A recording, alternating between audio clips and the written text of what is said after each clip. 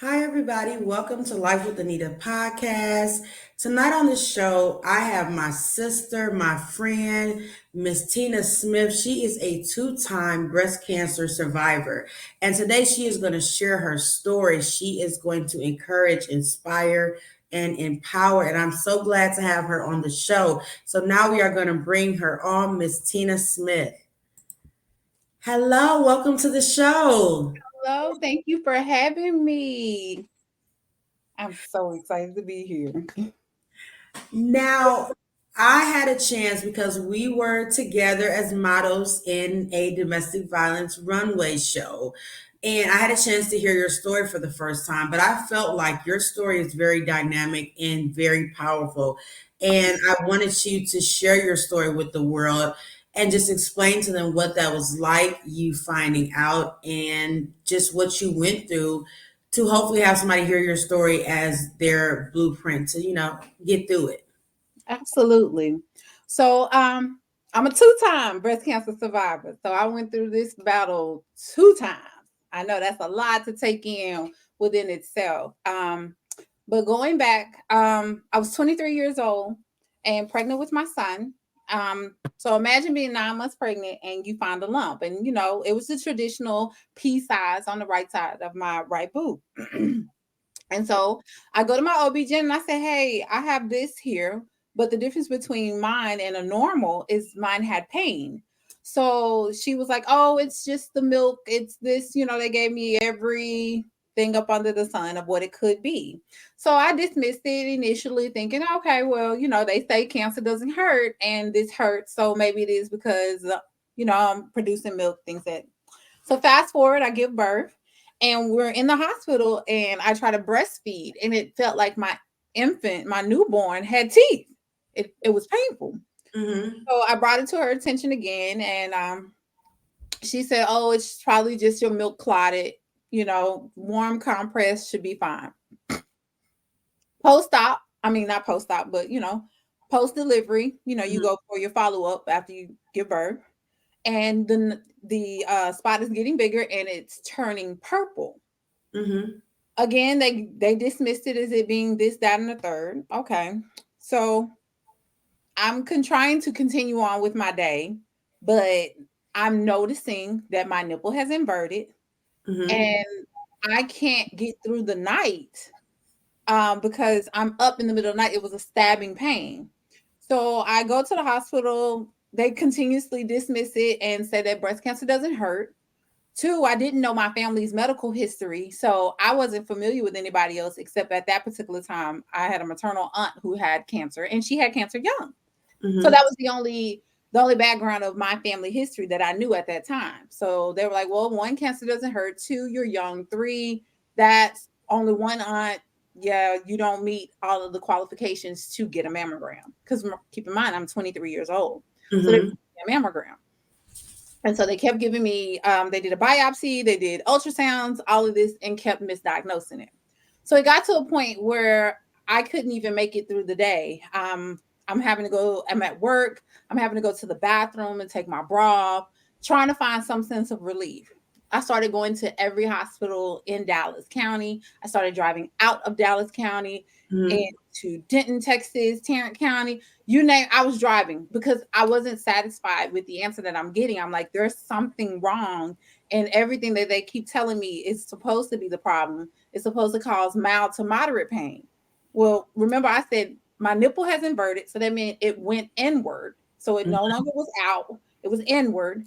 And my entire breast from here in the middle all the way around to up under my arm was purple and blue, like I had been in a fight. Mm-hmm.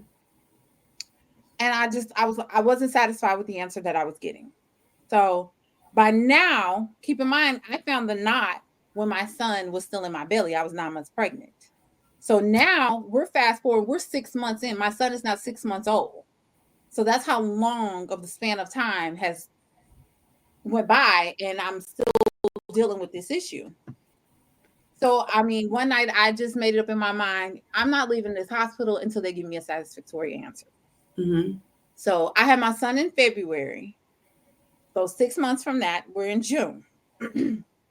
No, you're in May. And I go and I sit in the hot, I sit in ER. They start with the same spiel because now they've seen me because I've continuously come back to back to back to back to back. I wouldn't let it go. So I remember a doctor Mm-hmm. walked in the room, took out a piece of paper, drew a circle on it. He drew another circle next to it with a line through it. He said, the only thing we could do is cut it off. I said, okay, fine. Because keep in mind, I haven't been asleep in 6 months. Mm-hmm. He said, you're young, you don't have a husband. I don't think it would be a good idea to cut it off. I said, you think I haven't slept. You think I care about what it would look like? I don't care. I'm not sleeping. Mm-hmm. Fast forward, Dr. Angelo comes in the room. She says, can I examine you? By this point, I'm in tears. I'm upset. I'm so frustrated because what kind of bad bedside mannerism is this to come in here and draw me a picture and think that I'm gonna care about what I look like, and I'm telling you I haven't slept in months. Yes. She said the only thing that we could do is an exploratory surgery. So basically open me up to see what's wrong because from the test results they couldn't find anything. So I remember, keep in mind, I had done multiple ultrasounds, I've done multiple biopsies. They kept saying they couldn't find anything. Okay. So we scheduled the exploratory surgery. They removed the nipple and a little and pieces of the breast tissue. 2 days later, after that surgery, I get a phone call. Mm-hmm. And it says to me, we need you to come to the hospital right now. Um, I'll send or fax over whatever you need to send for me to send if you're back at work, whatever, because it wasn't like any down. I didn't have any downtime from this surgery. And I was like, it sounds bad, especially if I got to leave work and come now. So just tell me now. And she was like, well, I can't tell you this over the phone. I said, well, you told me that I got to leave my job now and come. So clearly it's bad. So just tell me now. She wouldn't tell me. Get to Mm-hmm. the hospital. I went alone just because I just wanted to be alone. I didn't, let me get it and process it myself first before Yeah. anybody. And I get there and she says that I have stage 3 progressing into stage 4 breast cancer. Wow. I felt like I had been hit by a ton of bricks. Because, like, wait, what? And it was the most aggressive form that they had ever seen. Mm-hmm. So, and of course, she says, had I not been aggressive about my own well being, basically, I could have died. So Wow. that was a lot to take in. And I was pissed. I was extremely pissed off because I told y'all something was wrong. And if you'd have listened to me months ago, would I really be dealing with stage 4 cancer? That's you think you hear stage 4 cancer, you're thinking I'm gonna die. Mm-hmm. That's it. That's all I thought. And I was so angry, so angry. Yeah. But I went through all of the surgeries. I ended up having 3 more surgeries because they had to go in and go back in and remove the rest of that, the rest of the tissue that they left behind, all of that. Keep in mind, she said that when she opened me, she knew immediately that there was something wrong. Mm-hmm. So I did that. They inserted the port, and I immediately started the most aggressive form of chemotherapy. Mm-hmm. Now, keep in mind, I'm 23 years old. I have 2 kids, a 5-year old and a 6-month-old baby, and I was Mm-hmm. a single mother. So all I'm thinking is, how in the world am I going to make this happen? So I had injury to insult. One of the surgeries that I had when they went back in to remove my lymph nodes from under my right arm, one of my lymph nodes had a nerve that ran through it. So Mm-hmm. when they removed it, I temporarily lost the use for my right arm. Wow. So I'm just like, can anything else? Like, why? Like, why me? You know, I'm already got to be, because me and my kid's dad, we broke up during my pregnancy. So I'm a single mother. I'm trying to be in college, 2 kids, and cancer. I'm done. I'm done. I'm done. Like, why, God? Why is this what you're giving me? Mhm. the colloquialism, everybody says God gives his biggest task to his strongest soldier. Well, I don't want to be a strong soldier right now. Mhm. I don't want to. This is not fair. I'm just 23 years old. Why do I have to deal with this? And so, I had my moment where I broke all the way down. Mhm. And I remember I had the lowest of the lowest when I had to sit and wait on someone. I am very independent. And to Mhm. sit there and have to wait for somebody to come help you change clothes, help you, because it's my right hand, it's my dominant hand. Somebody, I have to wait on somebody to help me. I did not like that feeling. And I was Mhm. just like, you know what? I'm not going to sit here. I'm not going to be hopeless. I'm not going to let this defeat me. I was like, God, I don't know why you chose me. I don't know what this task is. I don't like it. I'm not happy. You're Mhm. going to have to show me what it is that I'm supposed to be doing with this, because I was angry. And I remember laying in my room, and I just prayed, and I just cried and prayed and cried and prayed and cried. And when I woke up the next morning, I said, you know what? Whether it's my last day or not, I'm gonna live every day to the fullest. And I made it my business that every single time I went to that chemo room, I made myself up. I was like, you're not gonna look like it. You're not gonna let this beat you, because you gotta have an attitude to fight. Mhm. Every day I got up, I did my makeup, or if I didn't do makeup, I put on some lashes, I wrap my hair up, or I put my pretty wig on, I put a cute outfit on. Like, I made going to the hospital, because I spent my whole day at the hospital. Like, it was Mhm. literally like a job. You get there at 8 o'clock in the morning, you do labs, you have to wait on your labs to come back, because if your white blood cells are not where they need to be, then you can't take chemo. Mhm. So you got to do labs, then you got to wait. Then once your labs come back, then you do chemo. So then Mhm. they take you back there. And then so the first 30 minutes to an hour of chemo is pre-meds. Then it's 2 hours of a drip. So literally all day at the hospital. Yeah.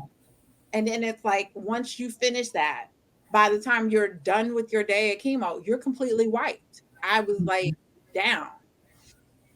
So, but fast forward, push through that. That was the hardest 2.5 years of my life. Mhm. Pushed through, made it through, beat cancer. I was like, yes, did it. And I became the biggest advocate of telling people, know your body, listen to your body. Don't let the doctors tell you that something's not wrong, because you know you. Get into it with your star player and know you. Mhm. Okay. Everything's great. Life has progressed. Things moved on. Um, I was really heavy on staying on top of my doctor's appointments. So every year, like clockwork, I was following up, excuse me, doing my mammograms, doing my Mhm. exams, doing everything. Watch my diet. I used to be, excuse me, I used to be almost 400 pounds. I lost weight. I had the weight loss surgery and got the weight off. I changed my diet. When you say do it, I did it. I did whatever I felt like I needed to do in order to keep myself healthy. I stopped drinking. I stopped smoking. Mhm. I'm trying to check all the boxes, because I Yeah. do not want to go through that again, ever again. I don't wish that on nobody. Yeah. Um, Unfortunately, almost a year ago, in 2 days it'll be a year again. Mhm.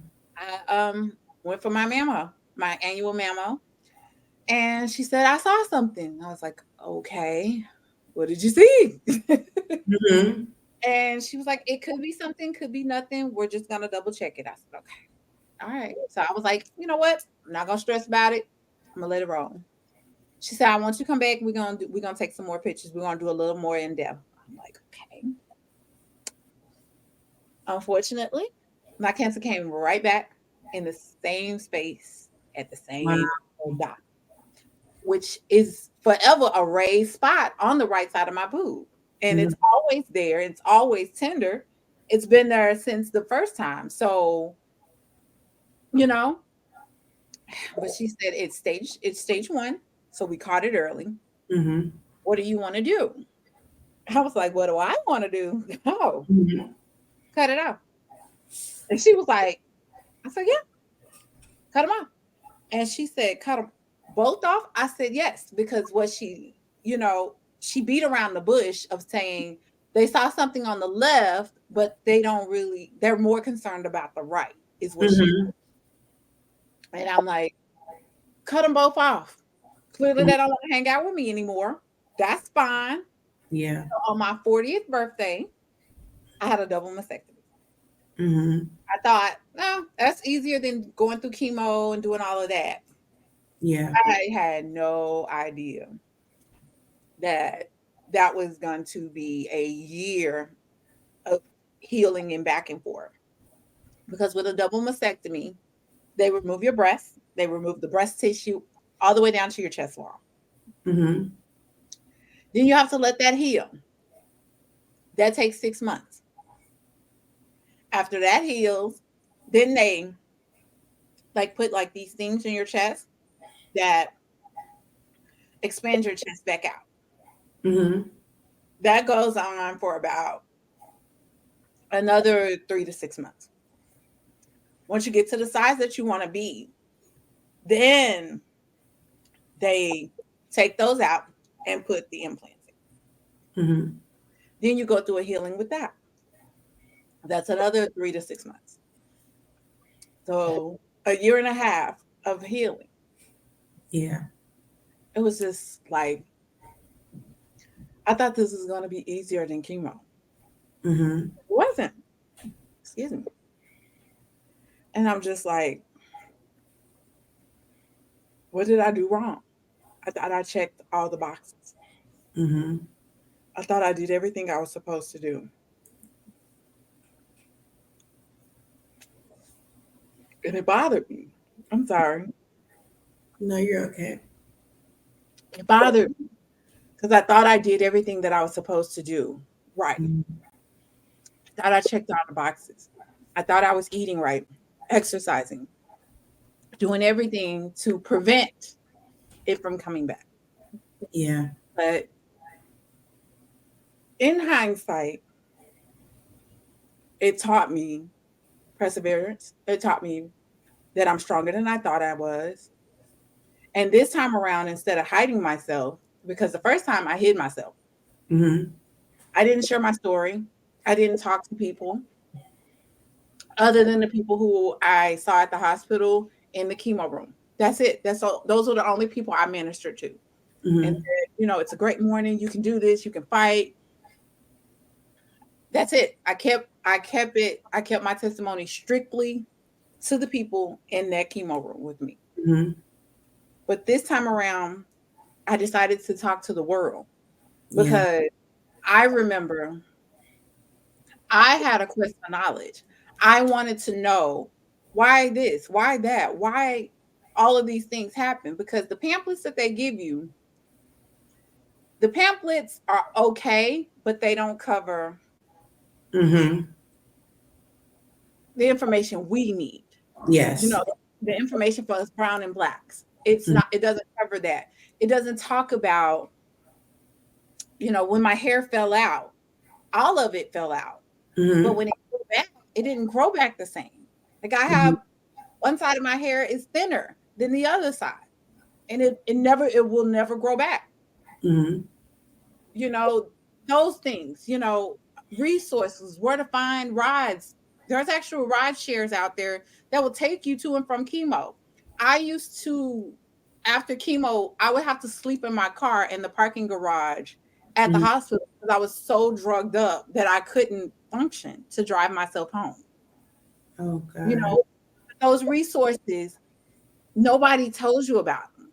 Yeah. So I decided to pull all of that information together and create Surviving Sisters. And Mhm. my nonprofit Surviving Sisters, that is what I'm dedicated to.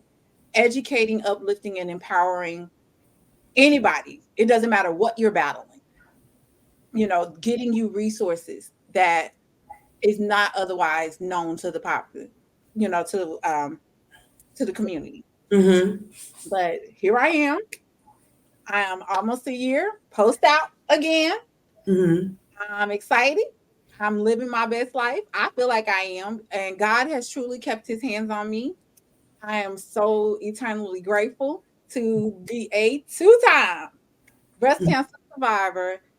I never in my 41 years of living thought that that would be my story, but that's my story.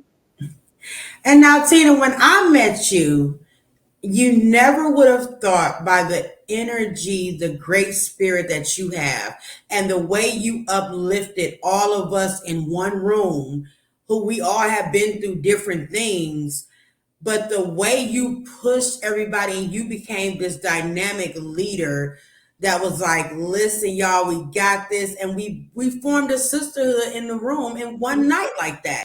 And it was a lot of it was because of the energy and the love that you were giving. And before I heard your story, I had no idea, because the way that you carry yourself, just how you uplift others, I had no idea. And so I just want to tell you that you are amazing. I love your spirit. You give other people who have been through things the courage to be like, you know what? If she can do it, I know I can. You I better. don't know why I'm walking around here not smiling, okay? So, Okay. yes. Now, as far as your nonprofit, what kind of things do you offer and do you plan to offer to help people who are affected by breast cancer?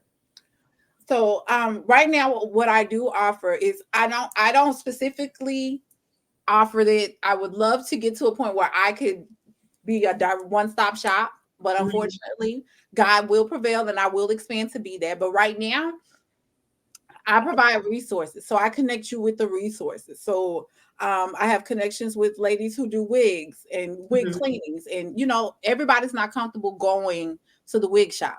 But now Yeah. you got Timo and Amazon rolling. So listen, Yes. we're in a new age. But I have a couple of ladies who they do wigs, so they do customized wigs for not just for cancer patients. If you're dealing with alopecia, any kind of illness, Mhm. they work with you. They talk about skin and healthcare, and they also do cleaning of the wigs, so you can also send them back to them. I even I've connected with this nonprofit that you don't think I'm too tired to walk my dogs. There's actually a company who their main goal is to come out and they'll walk your dogs. They'll help with your pets if you're ill and you can't do so. I'm Mhm. a dog lover, so that's why I know that. Um, Parkland and Charleston Methodist here in Dallas County, they have free rides that will take you to and from doctor's appointments, chemo, all of that. There, and I'm also connected with some ladies who they help you get if your illness is severe where you need physical therapy or home health. They're connected to get you the resources for that as well. Oh wow, nice. That is great. When I was thinking of this show, you were the first person I thought about, because to stand there and hear somebody else tell your story is one thing. To have you tell your story, it's a whole nother dynamic power there um, behind that. And the way you just shared your story with the world just now, I hope that it will inspire and empower women who have dealt with it, who are dealing with it. Because a lot of times when we get diagnosed with stuff and stuff's happening with us, we first be like, let's isolate. I don't want to deal with nobody. I don't know what to do. This is too much. Nobody. Right. A lot of them, everybody sees it. When everybody hears the word cancer, Hmm. they think, oh my God, am I going to die? Yep. Am I going to die? Am I going to die? It's not a death sentence. It's not. It's not. It's not. Hmm. You know, what I would say, deal with your feelings before you talk to your family Hmm. because you have to be in tune with you. You know, your feelings, your thoughts, your everything, your healing, all of that starts with how you perceive. If you're going to Hmm. stress, cancer feeds off stress. Yeah. So you got to be like, you know what? I love you, mama, but if you're going to stress me out, go over there. Mm-hmm. You gotta clear your chakra. You gotta clear your energy, and you gotta get in tune with it. It is a lot. It's a lot, but you can do it. I did it 2 times, Yes. so you can do it. It can be done. I'm a walking, living testimony, and I don't take any of it for granted. Which is why I wake up every morning with joy in my heart because that's a gift. Yeah. Because I know 23, I was 23 years old. I wasn't even supposed to be here. There are people who had stage 4 cancer and they're not here to talk about it. Yeah. So the fact that I am here to talk about it today and share my story and share my testimony on how good God is, that means everything to me. And I will not waste time not talking about A, how good God is, and B, Yes. how I did it, because that, I mean, I wish I'd have had somebody to talk to me. Yeah. I had been through it besides a maternal aunt, and we're not close. And she was still going through her battle. So she Mhm. was dealing on her own. So she wasn't there to like reach out and coach me through what to expect. And she was in another state. So the fact that I'm done that and I've come to find out my family medical history. Come to Mhm. find out that on my grandmother, on my dad's side of the family, my great grandmother, she Mhm. died of breast cancer. And I actually had cousins on my dad's side who also had their battle with breast cancer. Wow. Because my mom and my dad split when I was young, Mhm. wasn't come close with that side of the family, and I missed that information, Yeah. which is why it's so important that you know your family's medical history. It is so important to get that information because had I had that information back then, just maybe I could have got the mammogram that I needed to diagnose. Mhm. Yes, knowing your family medical history is extremely important. And I know a lot of people, they hear about getting a mammogram and they don't realize how important that is, how that can be so helpful to your health and us as women, making sure we catch things early. So, what would you say to the woman that's like, I feel like I'm fine, I'm healthy, I don't want to go through that every year or go even get it done? What would your advice be? Go, go, especially if you know your family's medical history. But even if you do not know your medical history and you have reached that tender age of 40, go. It is better to know you are good than to guesstimate that you're good and not. I mean, it's just like I tell my kids, I'd rather believe there's a heaven and get to heaven and find out it's not one Mm-hmm. than live my life full of hell and die and find out it is. Yes, that is true. And now, Tina, as we have heard your story has been empowering, inspiring, what would be some words as we get ready to end our show that you would want to leave people with if they want to reach out to you to learn more and to just have you as a resource? How can they contact you as well? I am Tina Smith on Facebook and on Instagram, TikTok. I am Fab underscore Tina Tina 11, the number 11. Reach out to me. I'm very open. I'm very vocal. I'm very friendly, approachable. Please, please, please. I am always available. If you want to talk, if you need resources, whatever it is, if you just want to just say, hey, I have a question about these kind of bras, or I want to know more about this, whatever it is. If I don't know the answer, I'll find out because I'm real nosy. I'm going to go find out. But just please, always, there's no such thing as a dumb question. That one question may be something that somebody else was wondering, but also too afraid to ask. So please reach out. Thank you so much, Tina, for you being on the show. Thank you for This having I was trying not to cry, but when I tell you that your story is truly dynamic, and I think that you are going to help a lot of women understand this dynamic, and you inspire so many.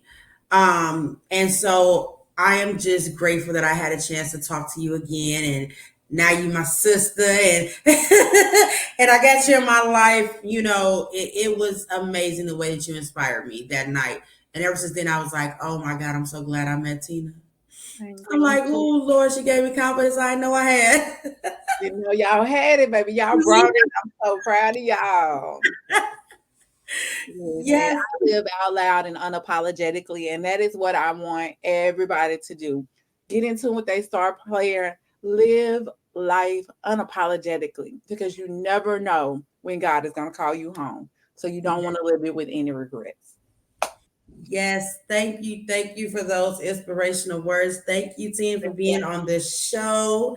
Once again, if you want to make sure you contact her and get resources or just reach out if you need somebody to talk to, thank you for being a part of this amazing breast cancer awareness special. I love you. Love Thank you. you. Thank you so much. Thank Thank you. you guys for watching Life with Anita. We will see you guys next time.